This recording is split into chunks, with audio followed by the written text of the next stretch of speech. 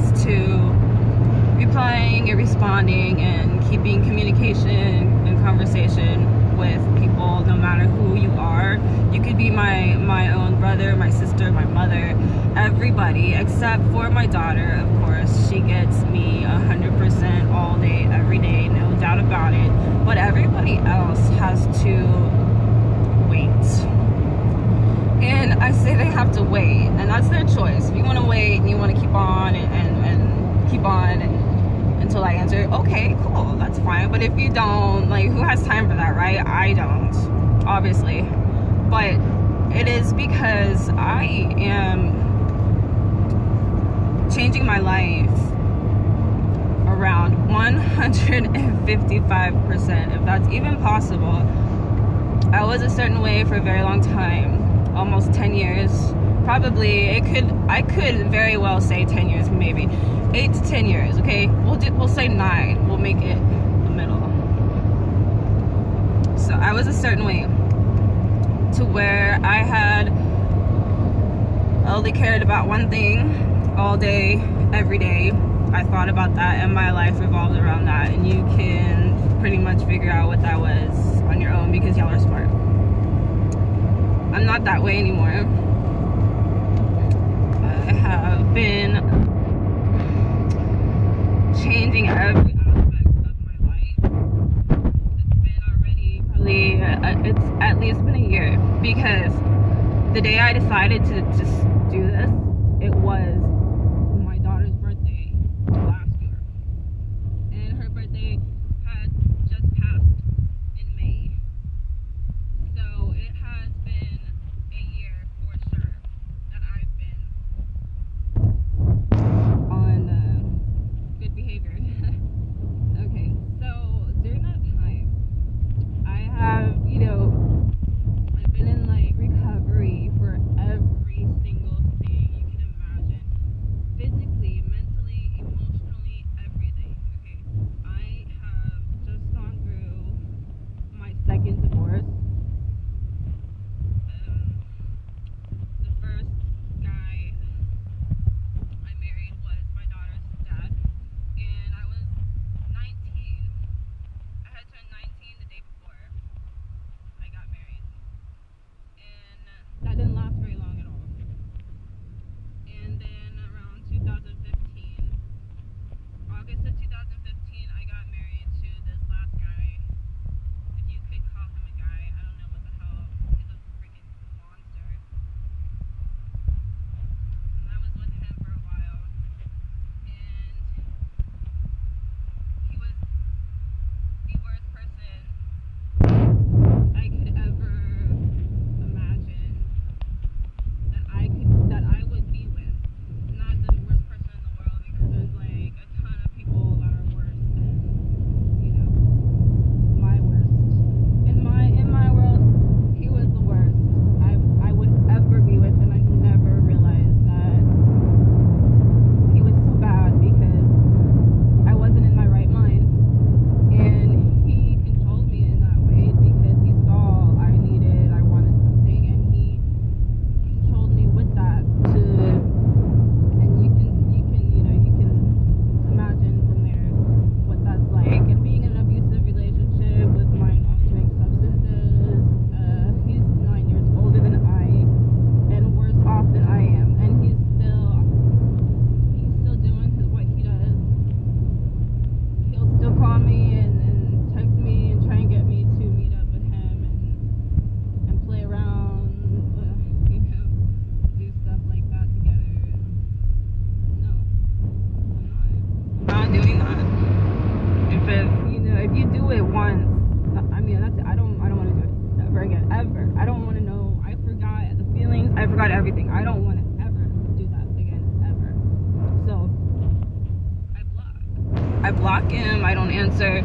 I do whatever I can so that I don't see his messages pop up, and he will find ways still. I have him blocked on my phone, my social media sites.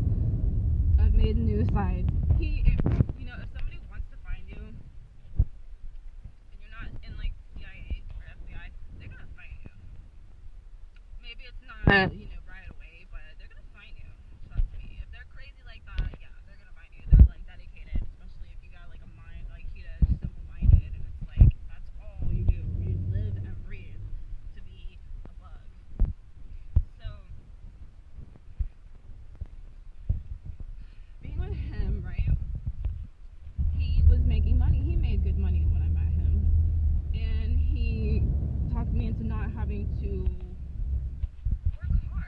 because he can make enough money.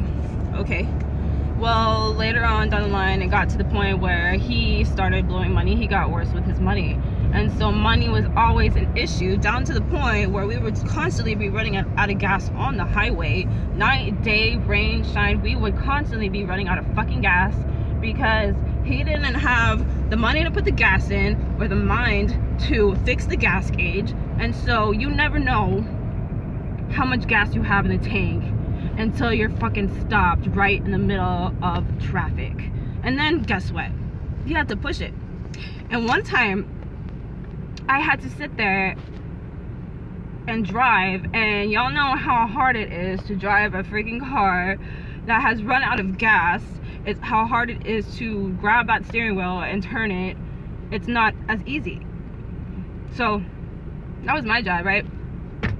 Well, you know, when people, good Samaritans, when they see you having trouble with your car, they come to help, right? So they had like five guys helping. And so the car started gaining more momentum. And I couldn't turn the car fast enough, hard enough in time, and it ran into the gas pumps. That was my fault. No, dude, that wasn't my fault. Y'all should have like freaking slowed the car down or not pushed so hard or something like that, because that was not my freaking fault. And I warned you. I was like, dude, it's gonna hit. I was like, what? I can't do it. Boom. You know what? Fuck you, Dita. Look what you did to my car. No, I didn't do anything. Your car was already fucked up. And how is this my fault, right? Then he gets a car from another dealership, whatever. I don't know how he gets a car, because he can't finance, he doesn't have credit, he has jack shit, so he has to lie, right? So he gets a car. And guess what happens? They shut it off because he doesn't pay for it. So there he is, what do you call it? Hot wiring the car with the wires, taking everything off, the steering, everything, right? And putting those wires together like a fucking idiot. I don't know why you don't just pay your shit. I'm sorry. I get pissed when I talk about things like this, but you guys gotta know. Y'all gotta know. Y'all guys gotta know. Okay. So, there we are sitting there. And we were in some kind of like apartment parking lot of his Connect's house, right? And that's an important piece of information. I said that, but like, because that's important, okay? We don't have help. Who's gonna help us? Nobody. Nobody wants to help him. So we're there, right? And he gets the car. Finally, he gets the car going. He hotwires it, and he tells me, you know, I can't turn this car off, because if I turn the car off, I will not be able to turn it back on. Okay?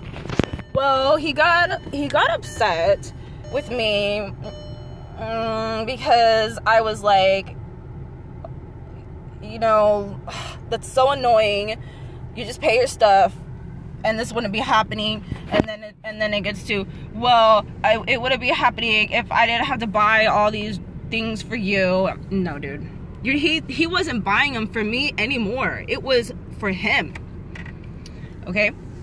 Because there were a bunch of times where I told him not to. I said, I don't give a fuck if I'm hurting or whatever. As long as you treat me nice, I don't give a shit how I feel physically. Just take care of my, you know, I mean, it sounds stupid, but take care of my heart, take care of my mind, take care of your life, you know? It sounds disgusting saying that now. Anyway, he got pissed off, right? And he got out of the car and he walked out went upstairs to the apartment. He was going en route upstairs to the apartment to get his shit. And he sees me in the car, right? And I lean over. So he thinks I'm gonna leave him. That's what he said. He thinks that I was gonna take the car and I was gonna ride off. So he comes back and he pushes me out of the way and he pulls the he turns the car off. So guess what?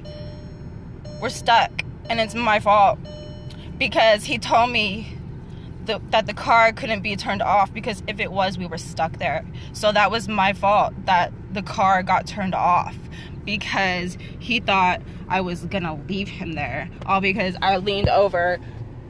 I don't even know what the fuck I did. I know I was like, dude, what are you talking about? I wasn't doing anything. Why would I take this piece of shit car that I know I can't start up? I mean, come on. No. You know what? I got my fat ass out and I walked. Yeah. I walked. I left him there. And that was that. I don't plan on going back. I didn't plan on going back. I'm never going back. And I don't give a fuck where he is, what he does, what happens to him. I don't give a shit. Honestly. And I don't care how heartless I look, because I went through all this shit because I did have a heart, and I did stay, and I give people chances and chances and chances. So me being a bitch is far from it. This is the result of being bullied and pushed around and abused. Not only myself, my daughter, my family, my whole family. From this one person, that's the result. So, the end.